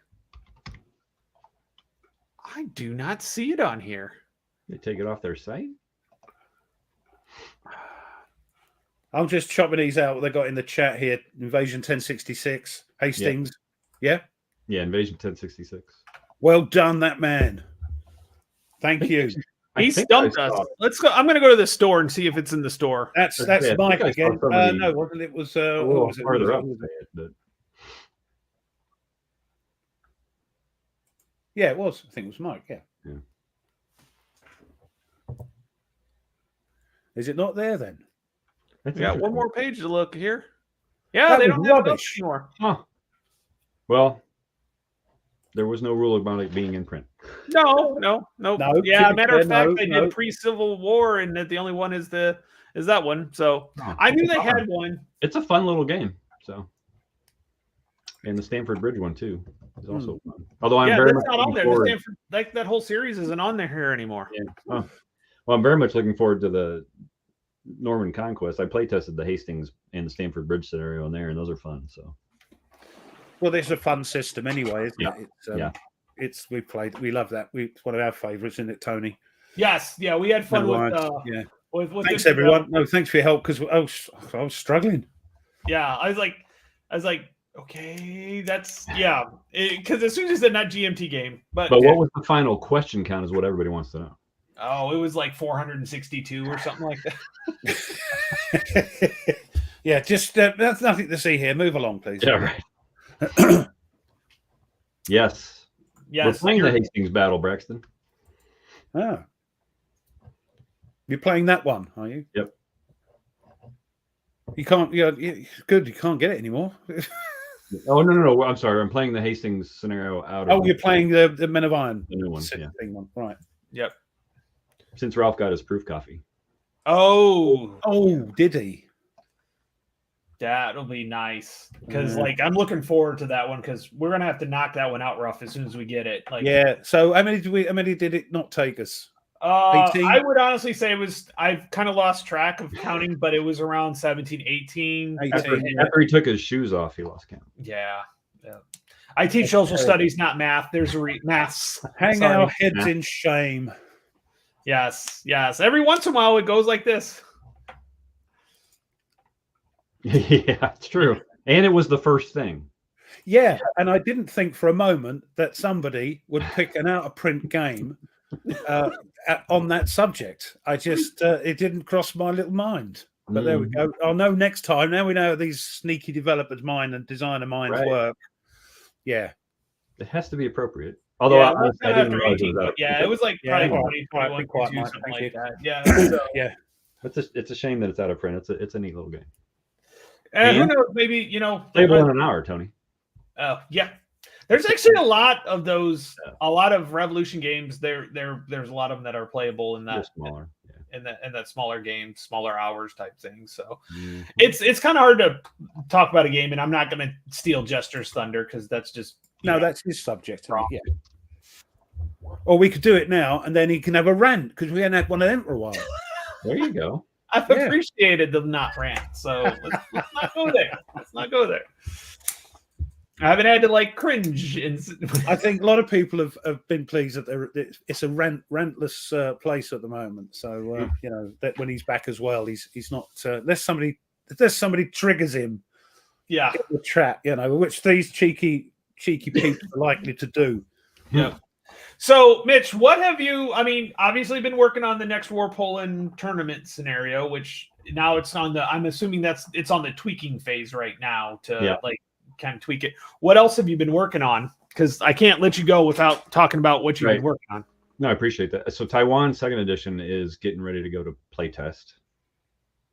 So we've got that kind of lined out and ready to go, and we think it's pretty well far along. So we just kind of need to put it through its paces and get a few campaign games in to make sure, with the rules changes and OOB changes, we didn't break anything or move something way out of whack. And then after that, we'll return to Iran. We actually got pretty far on, I should say Iran. We got pretty far on Iran, but then we pushed pause, right? And then because Second Edition Taiwan was a little bit further along, so. Now with these, I've asked you a question before, but with your Next War series, every time the rule book comes out, the new game, that's the up-to-date rule set, yeah? Correct. So they're the ones you should use for every game, everyone in the series. Yep. But you use, could you explain this to me the other time you were on? You use the series rules that come with the latest game. Is the one you use, yeah. Yep. Always use the advanced game tables that come with the latest game. Always use the latest CRT, although the CRT doesn't change, just some of the die roll modifiers might change. Yeah. And usually it's specific to that game. That's why you use it. And then the standard tables you use with that game. Right. Because but the advanced one you use across the board, yeah? Correct. Yep. Mm-hmm. And obviously the sequence of play is the sequence of play. But then again, I suppose if you didn't, it wouldn't make that much of a difference, would it, really? No. Just little tweaks, yeah. Nope. He needs a sales pitch. Well, he should go watch our playthrough that we did. Nobody likes watching playthroughs. No, they don't, especially when they've got to sit there and they can't join in and laughing and joking and all the chat's going and you think, oh, come on, get on with it. So, yeah. Right. We might have to do another one in the future anyway. Now, is there a project that you would like to do that you kind of got in the back of your mind that you would really like to do that you can? Yeah, I mean, I really want to do, well, two things I really want to do. One is a Falklands game, which I just got a new book today. Oh, that's a good one. Yeah. But that's not tomorrow, is it? No. Yeah. So will it be a Next War type game or? No, I think, and that's what's taken me so long, is I think part of the issue is how you get the land campaign to match with the naval campaign, because they're two different rates of movement and it's how do you get a rule system that can cover both and make it fun? Yeah. Right? So sorry, go ahead. I was just going to say, so it's going to be based on, you think, like Next War with the naval and the air and the land stuff? I don't know. Don't know. It's funny. Lots of people are doing Falkland Wars. It's got a resurgence. Right. Yeah. But it's not a war that was very well known in your part of the world, as it was over here. Particularly. Yeah. Yeah, but it's very popular. It's because it's got Brits in it. You see, everybody loves a Brit aficionados of modern war, right? I mean, other than some recent examples, it's really the only example of a modern. It's not even really modern anymore, right? So no, it's in that Cold War gone hot era, isn't it? So yeah, remember watching that on telly. Interesting stuff. Yeah. So that and the other thing that noodles around in the back of my mind is a more full-fledged, more articulated naval game for next war. So in other words, instead of this generic, CVN task force, you actually have ships and you actually have submarines, and so almost like a fleet extension to the games. Yeah. Well, yes. I mean, initially or primarily standalone, but maybe some rules to combine it. Of hey, if you want to, you can add a whole bunch more complexity to an already. Yeah, I know. And there's that one chap he comes on the chat sometimes who combining your games together. Yeah, he was bonkers. Mm-hmm. It's a bonkers thing. It's like a football pitch. It's like there's supplement 4 is going to have rules to guide that. Yeah, how to play a combined game. Yeah, I'm still getting my head around the advanced rules, so shut up. No, it's well, it was interesting because and I'm going to pull this up, Mitch, because I know you talked about it and you did there was an article about this. Is that was it the Marine War College that actually did kind of a combined game, but there was like a headquarters where they'd have to request for troops and stuff to go to that, so there was limited around. Yeah, they played Taiwan, Korea, I think Poland as a combined game, and then if they wanted to switch assets between theaters, they had to get permission, right? There you go. Or if they wanted nuclear weapons released, they had to get permission, right? Because that's not something that a general can do. That's a civilian control thing. So, and they did end up getting it, so that's interesting. Yeah, that was. I read that. I remember seeing an article about that, and I thought that was Dr. Lacey wrote, who was the guy at the Marine War College at the time. He wrote an article about how it worked. Yeah, it was. I thought that was pretty interesting. It was like, they actually do use these games, for a lot of commercial war games. I mean, they're starting to make their own. That's why. So circle back around to our other conversation around the professional war gamers. They're starting to use their own homegrown, like that OWS system or the Sebastian Bay's Littoral Combat. It came out of an actual game that he created for them, and then turned it into a publicly available game, right? I just think it's a bad name, but that's beside Littoral Combat system. Yeah. Well, his original name was much better, but he couldn't use it. So I think I remember reading that like someplace about what it was originally called. There's like no way you could publish. Right. Oh, rude. Right. Well, it wasn't worth the fight, right? Yeah. So also, I know you liked Fields of Fire, because I know we talked about that. So are you interested in the new ones that's coming out, the Falkland War one? What's it about, Tony? The Falkland War? Yeah. So yeah.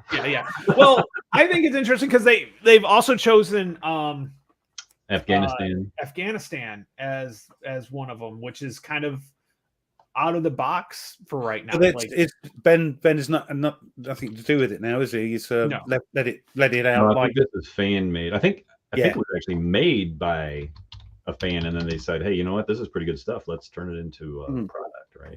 And they actually have it out, like you could get the campaign, and you could use it in, like, I think Vassal, so like that. And then Arnhem's the other one. So you have Arnhem, you have the Falklands War, and then you have Afghanistan. I thought that was interesting that they did go with the new war and stuff like that.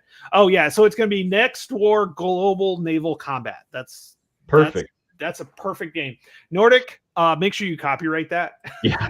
They'll make it up, I actually like Fields of Fire. The problem is it is such a brain overload. I mean, I can play one mission and I got to pack it up because my brain is fried by the end. I don't even want to go into the next mission. I actually think it plays really well cooperatively. So have 2 or 3 guys playing it. We've done that once. Yeah, I think it plays really well that way. With Tweez and Jester, there was 4 of us playing it, and we had that was fun.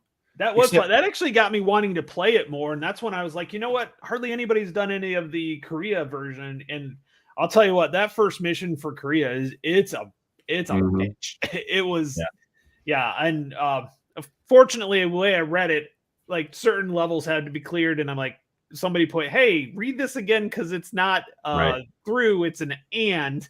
Yeah. So it's like, well, I think that's a lot of the work they have done around like the 3rd edition rule book, and then just the deluxe edition is cleaning up some of that stuff, because like trying to play the Vietnam missions was just tough. Like a lot of the stuff just was not defined, and so you had to kind of guess, or well, I'm going to make a yes no question. 1 is yes and a 2 is no, right? So hopefully they've cleaned a lot of that up. yeah.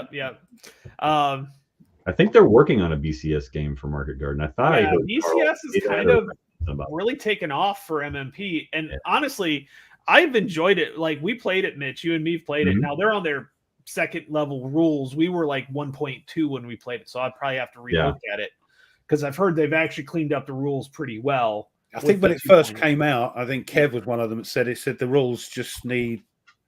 It's a great game, but the rules need looking at, and I think they've done that now.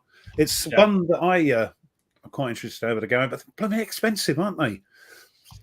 Games, 150 quid over here. For, depends on which one, because I think the North Africa ones are pretty inexpensive. Air Court's actually that's the one with the bigger counters. Yeah, map. Yeah. And it's for old people, for us. Right. Also, they recommend it. I like the bigger counter now, the bigger counters as well now. But yes, but they recommend that for beginners to the system, don't they? They do. Well, because it's slightly more zoomed out, isn't it, than the tactical? And the footprint's just small. I mean, you can play. There's a lot of single map scenarios in the other games. It's just that's got the bigger counters. More tactile. So. Yeah, Tweez likes to be a BCS system as well. Yeah, yep, he got the pre-order from Second Chance Games. Yeah.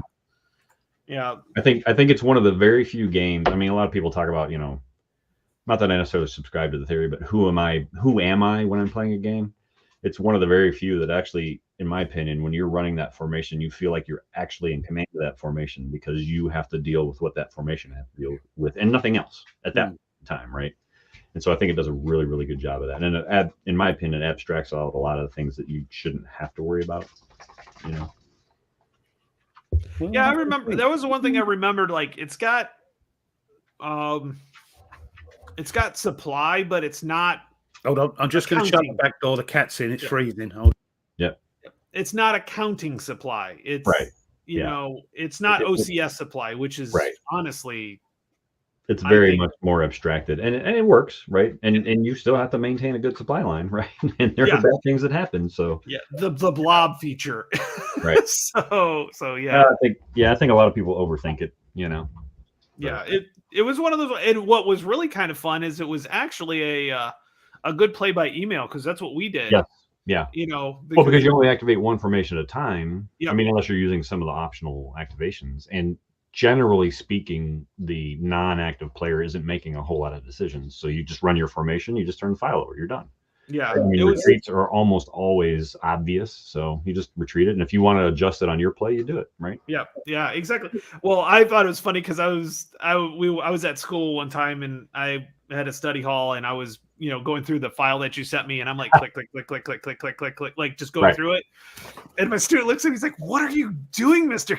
I'm like, oh, don't worry about it. I'm just, because it's like how fast can I click through it? Yeah. Right. But yeah, it was one of those ones. It was nice. 5 minutes, did your activation, sent the file on, and it worked really good for play by email. So I do have Air Court, and I do need to get it out because I want to play it. So that'll definitely be something. Well, maybe when we finish up that ATS scenario, we can pull that out. Yeah. But you won't be able to next week. So because I'll be in Dallas. Yeah, not crossing the streams. Yes. Right. Yes. Yeah. No, the BCS is pretty interesting and it's different.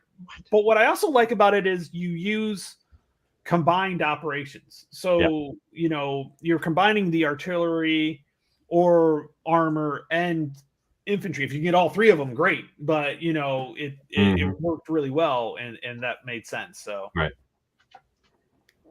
And the other thing, I don't know who said it, might have been Tweez, a lot of sort of hardened war gamers find it a little bit weird. They have to sort of forget everything from a normal hex and counter game because the mechanics are so different.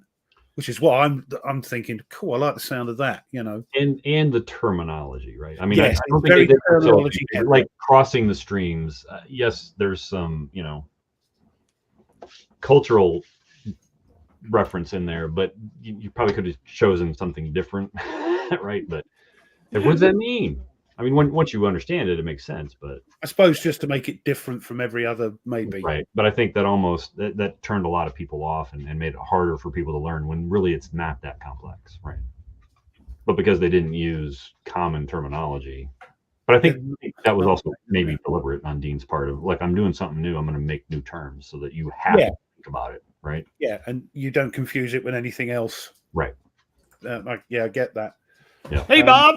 So Bob's the head of Fortress Games. So how's it going, Bob? What would Seneca do? Yeah, he jumped on my philosophy little live stream I had, which was out of my comfort zone by all. No, you're going up. You're going up, forgetting us menials here. You're going up doing all this philosophy stuff. Yeah, but so no, that philosophy one was definitely a step out of my comfort zone. But I've had a lot of people that say they really enjoyed it and thought it was really good. So I might go ahead and do the second essay out of this one, which is what's the second essay on this? Are there tanks in it? No. Which is a consolation of Helvia, which is Seneca's mom, and it was a letter to her when he was exiled out of Rome and different things. So it's really good. Like you get a lot out of it and stuff like that. So fair enough. We're steal. Yeah, honestly, you can find good deals on eBay. I'm not saying you can't, but they're harder now to do it. Right. It's quite rare now. Flying Colors, well done, Stigler. Great game. Yeah, Death Valley, it seems to change hands for what an insultingly low price. Nobody can understand the rules, Stigler. That's what it is. Or the line of sight, Yeah, or the line of sight, yeah. Well, Bob, I'm going to tell you because we're going to follow up here. So, Bob, I've actually got Save Afghanistan Comrade on my desk to film because it will be my 10 of 10 games for 2023. So I will officially finish that. So I'm going to play one of the shorter scenarios that he created. Hence, we're talking about shorter scenarios and things like that. So he's done a really good job. I'm still waiting for my box copies from the Kickstarter, but I know they're coming. I'm not worried about it. So. Yeah, and I'm. It's a shame that we can't get them over here. Not even through Amazon, which is a big shame. Yeah, I know. So, Ruff, what are you ever going to play Combat? Yeah, well, not until I get back from holiday now. Yeah. We're off on Monday, all being well. Off to Cyprus for a week. But yeah, I've got to put it away and then get it out again. And once we're back, I'm going to. Now I've got that. Now I've got the other things out of the way. Now I've got the things I had to do out of the way. That were sent to me, I had to do. So that's done. So I can get on and do something I want to do now. So bit of combat. Then I'm not sure. Might be a bit of Tokyo Express afterwards. Not sure. The old game, Victory Games, Tokyo Express. I'm going to try and have a go at the proper rules.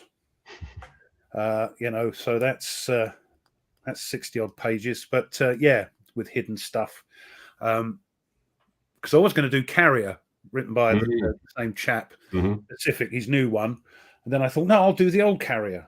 No, I'll do Tokyo Express. It's weird how we were talking about this the other week how your mind sort of is from what you want to do, squirrel, that sort of thing. Exactly. So it might be. There's so much great stuff out there, and I look up my shelves. I'm lucky I have. I haven't got most. I haven't got like Mandarin Mike's collection, who's tons of. He's got every game going, but I'm quite pleased. I'm running out of space now. It's starting to pile up on the table over there.